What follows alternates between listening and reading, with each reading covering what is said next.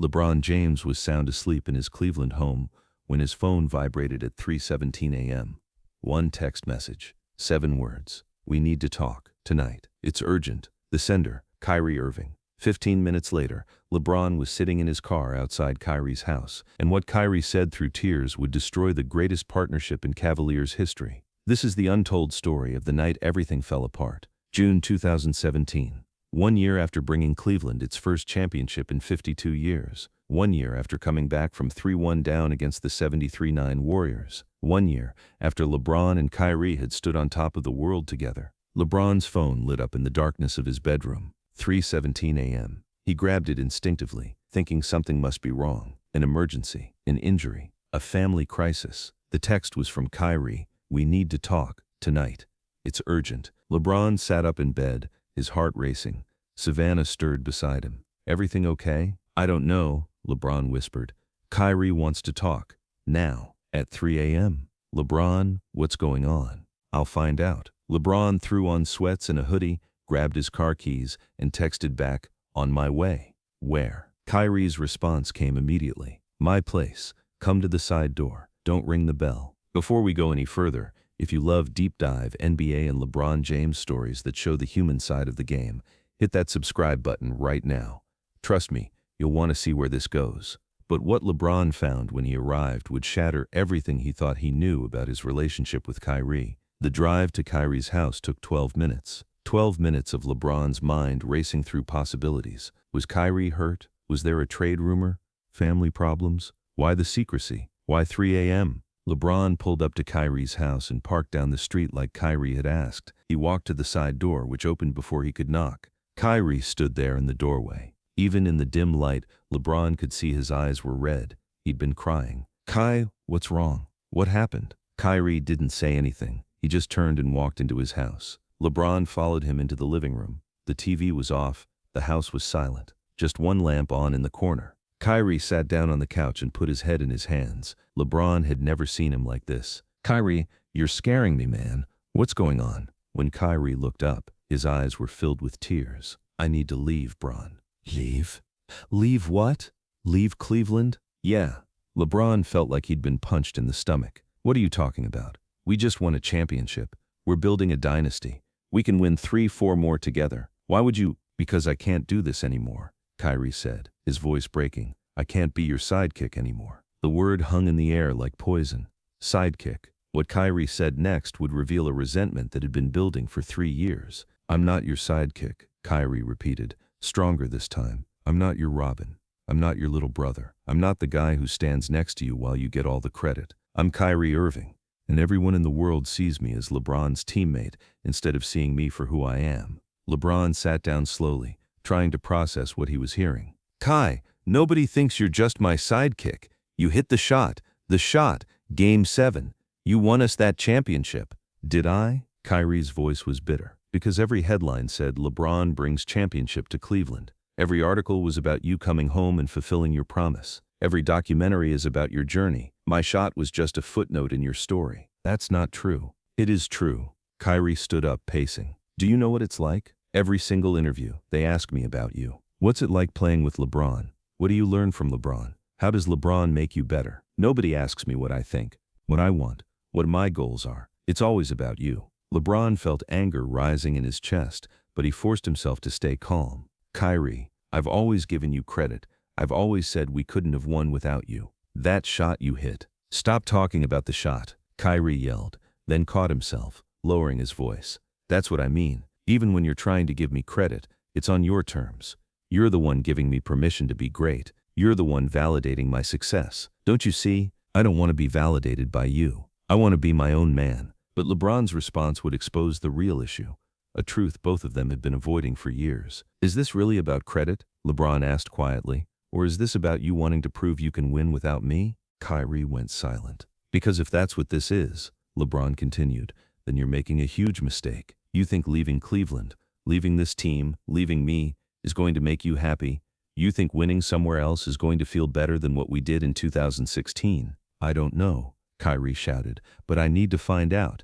I need to know if I can do it on my own, if I can be the guy, if I can lead a team to a championship without LeBron James next to me. So all of this, 3 years together, the championship, the brotherhood we built, none of that matters? You're just gonna throw it away because you're insecure? Kyrie's face flushed with anger.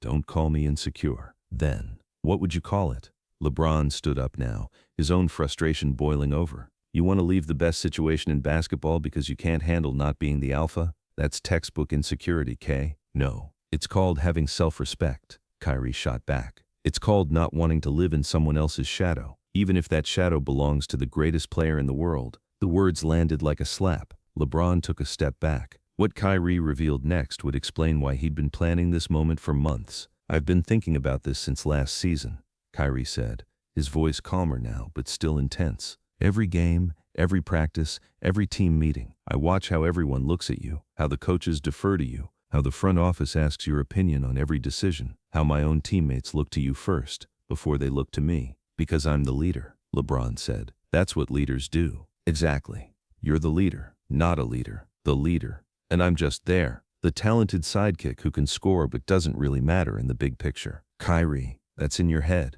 Nobody thinks that. Coach Lue thinks that, Kyrie interrupted. After games, who does he talk to first? You. During timeouts, who does he look at? You. The plays run through you. The offense is built around you. I'm just the guy who catches and shoots when you decide to pass. That's how basketball works. I'm the point forward. That's my role. And my role is to be Kyrie Irving, not LeBron's co-star, Kyrie said firmly. I need to go somewhere where I can be the first option, where I can make the decisions, where I can fail or succeed on my own terms. LeBron sat back down, running his hands over his face. Where do you want to go? I don't know yet. Boston, maybe. New York, somewhere I can start fresh. Boston? LeBron looked up, hurt in his eyes. You want to go to our rivals? The team we just knocked out of the playoffs? Why not? They have a great coach, good young players, and they need a star.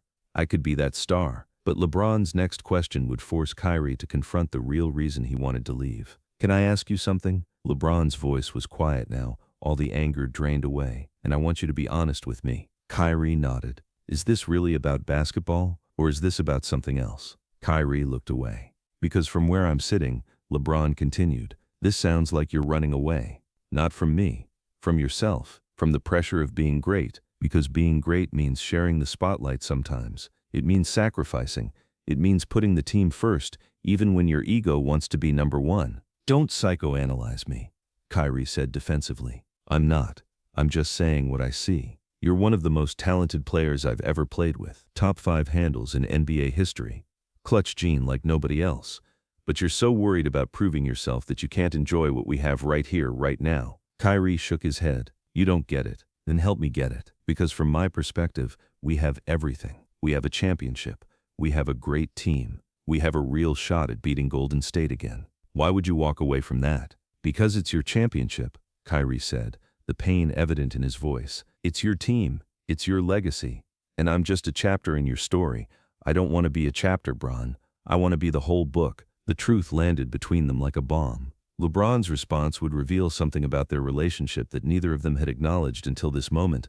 LeBron was quiet for a long time. When he finally spoke, his voice was different, softer, more vulnerable. You know what's crazy? He said. I actually envy you sometimes. Kyrie looked at him in disbelief. What? I envy that you can leave, that you have the freedom to go chase something new, to prove yourself, to start fresh. I don't have that luxury. I came back to Cleveland with a promise. I have to see this through. But you're free. I don't feel free, Kyrie said quietly. I feel trapped. By what? By expectations. By comparisons. By everyone telling me how lucky I am to play with you. By the constant reminder that I wouldn't have a ring without you. And you think you can escape that somewhere else? LeBron asked. Kai, you're going to carry this with you wherever you go. The comparisons won't stop. People will always say he couldn't do it with LeBron, so he left. You can't run from that. Maybe not. But at least I'll be running on my own terms. LeBron stood up and walked to the window, looking out at the Cleveland skyline. The city that had waited 52 years for a championship. The city they had delivered together. You remember that night? LeBron asked.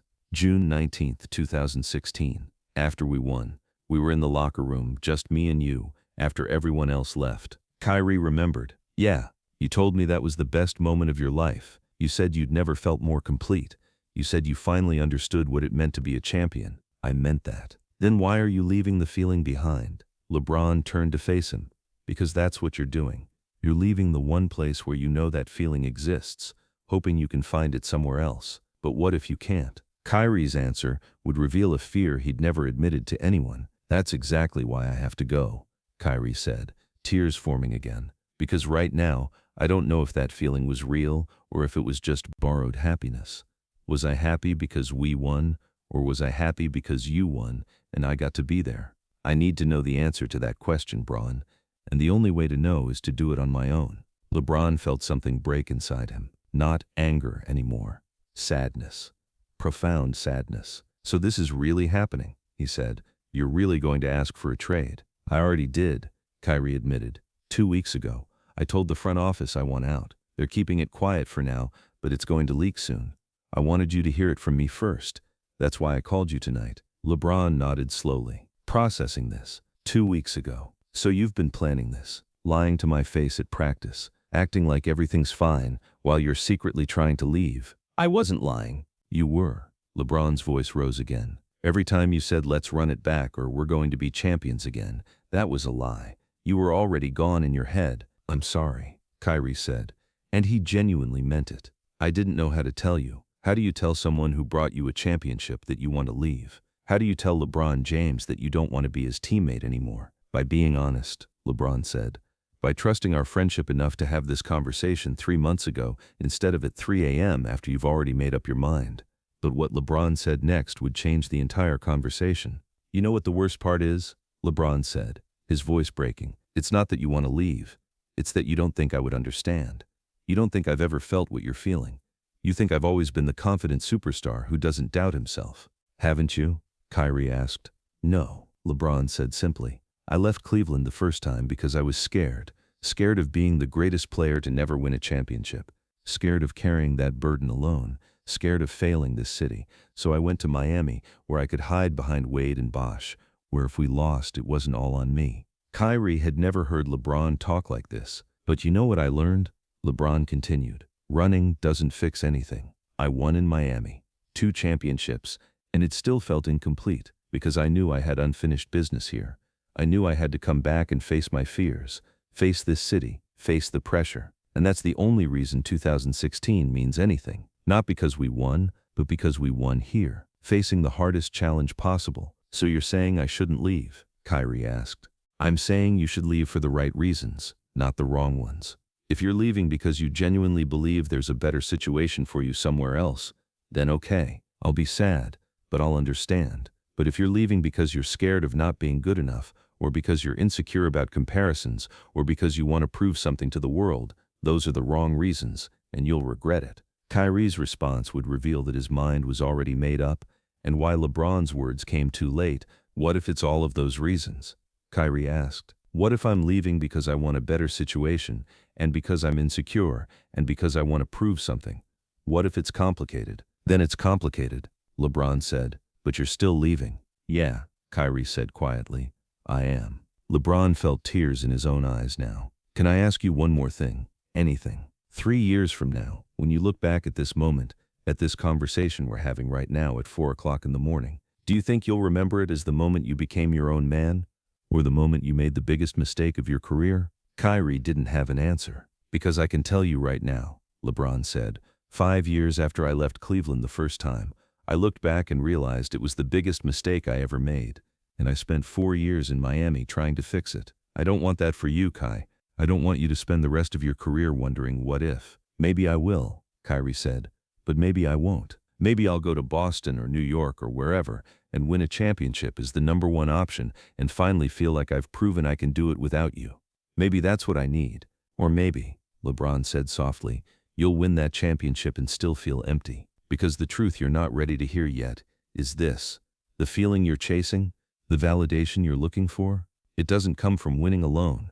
It comes from winning with people you love, with brothers, with family, and you already have that here. But what happened in the next 60 seconds would determine whether their friendship could survive this betrayal. They stood there in silence for a long moment, the weight of everything unsaid hanging between them. Finally, LeBron walked toward the door. Kyrie stood up, panicked. Where are you going?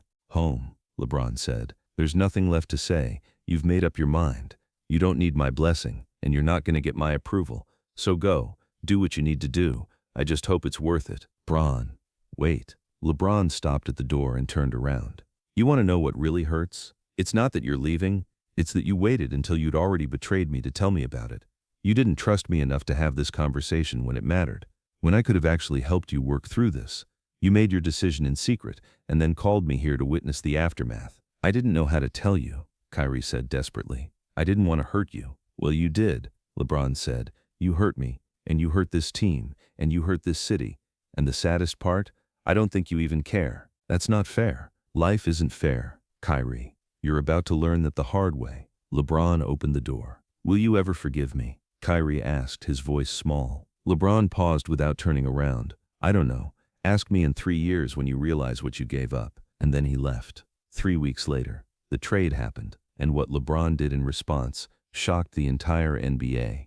The news broke on August 22, 2017. Kyrie Irving traded to the Boston Celtics for Isaiah Thomas, Jay Crowder, Ante Zizic, and the Brooklyn Nets' 2018 first-round pick. LeBron's phone exploded, teammates calling, coaches texting, media requesting statements. Everyone wanted to know, what was LeBron thinking? How did he feel? Was he angry? Sad? Ready to leave Cleveland again?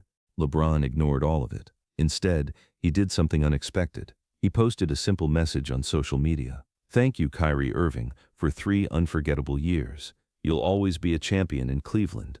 Good luck in Boston. No anger, no passive aggression, no subliminal shots, just grace. But privately, LeBron was devastated. The 2017-18 season began without Kyrie, and nothing felt right. The locker room was different. The chemistry was off. They were still good. LeBron made sure of that, but they weren't great anymore. Meanwhile, Kyrie was thriving in Boston, at least on the surface, leading his own team, making his own decisions, finally being the guy. But something was missing, and Kyrie felt it every single day. But what happened during the 2018 Eastern Conference Finals would bring everything full circle. May 2018, Cleveland Cavaliers versus Boston Celtics. Eastern Conference Finals, LeBron's Cavs against Kyrie's Celtics. Except Kyrie wasn't playing. He was injured, out for the playoffs, forced to watch from the sideline as LeBron dismantled his team without him. Game 7 was in Boston. The TD Garden was electric. LeBron put up 35 points, 15 rebounds, 9 assists. Cavaliers won 87-79. As LeBron walked off the court, heading toward the tunnel, he saw Kyrie standing near the Celtics bench in street clothes. Their eyes met for the first time since that 3 a.m. conversation. LeBron could have walked past, could have ignored him, could have made it awkward. Instead, he walked over. The TD Garden got quiet. Everyone watching. Cameras zoomed in. LeBron extended his hand. Good season, Kai. Kyrie looked at the hand, then at LeBron's face. He could see something in LeBron's eyes. Not anger, not resentment, just acknowledgement. Kyrie shook his hand. Congratulations, Bron. Wish you were out there, LeBron said, and he meant it. Me too, Kyrie admitted. They stood there for a moment, the noise of the crowd fading into the background. You happy? LeBron asked quietly, so only Kyrie could hear. Kyrie thought about lying, thought about saying yes, thought about maintaining the facade. But he didn't. I don't know, he said honestly. I thought I would be. But it's different, LeBron finished. Yeah, it's different. What LeBron said next would begin the healing process, but it would take years to complete. You'll figure it out, LeBron said. Maybe not today, maybe not this year, but you'll figure out what makes you happy, and when you do, I hope you'll remember what I told you that night. What's that? That the best moments come when you stop trying to prove something and start trying to mean something. Kyrie nodded, his throat tight. We good? LeBron asked. We getting there, Kyrie said. LeBron smiled sadly. That's all I can ask for. They released the handshake, and LeBron walked toward the tunnel. Kyrie watched him go, the weight of his decision feeling heavier than ever. 4 years later, everything would come full circle in a way nobody expected. Brooklyn Nets. Kyrie Irving was reunited with Kevin Durant, building what was supposed to be the next super team, but it wasn't working. The chemistry was off, the happiness was missing. Kyrie's phone rang late one night, unknown number. He almost didn't answer. Hello? Ty. It's Bron. Kyrie sat up. He hadn't talked to LeBron in months. Hey, what's up? I was just thinking about something, LeBron said. That conversation we had, the 3 a.m. one. You remember? How could I forget? I was wrong about something. This surprised Kyrie. Wrong about what? I told you that running doesn't fix anything, that you'd regret leaving. But I've been thinking, maybe you needed to leave. Maybe you needed to go find out for yourself that the grass isn't always greener, because now you know. And maybe that knowledge is worth more than anything I could have told you that night. Kyrie felt tears forming. It's been hard, Bron. Being the leader, carrying the pressure, dealing with the expectations. I thought I wanted all of it, but it's different when you're alone. LeBron finished. Yeah, well, for what it's worth, LeBron said. I'm proud of you. You went out and did what you needed to do. You proved you could lead a team. You proved you were more than just my sidekick. And even though things didn't work out the way you hoped, you learned something about yourself. That's valuable. I learned I was an idiot, Kyrie said with a sad laugh. No, you learned what actually matters. There's a difference. They talked for 2 hours that night. About basketball, about life, about regrets, about what could have been if Kyrie had stayed. You think we could have won 2 or 3 more together? Kyrie asked. Honestly? Yeah. I think we could have beaten Golden State in 2017 if you'd stayed. Maybe 2018 too. We were that good. I threw it away, Kyrie said quietly. You made a choice, LeBron corrected, and you have to live with it. But that doesn't mean we can't move forward. As friends?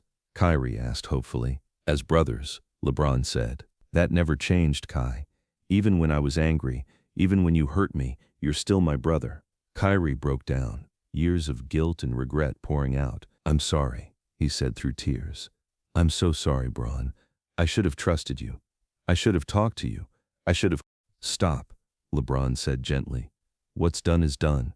We can't change the past, but we can change how we move forward, so let's do that.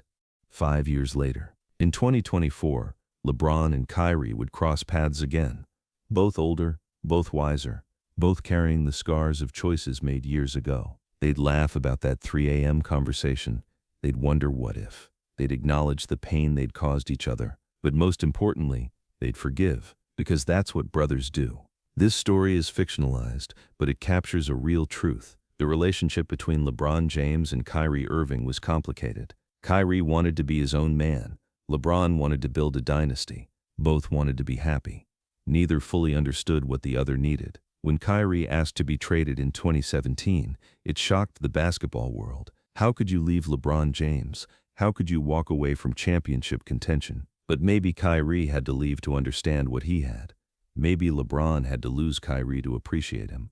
Maybe their separation was necessary for both of them to grow. The 2016 championship they won together will always be one of the greatest moments in NBA history. Kyrie's shot over Steph Curry, LeBron's block on Iguodala, the comeback from 3-1 down. But the ending of their partnership? That's complicated, messy, human, and maybe that's okay, because life isn't a movie. Relationships aren't perfect. And sometimes the greatest teams come apart, not because of hate, but because of ego, insecurity, and the fundamental human need to prove yourself.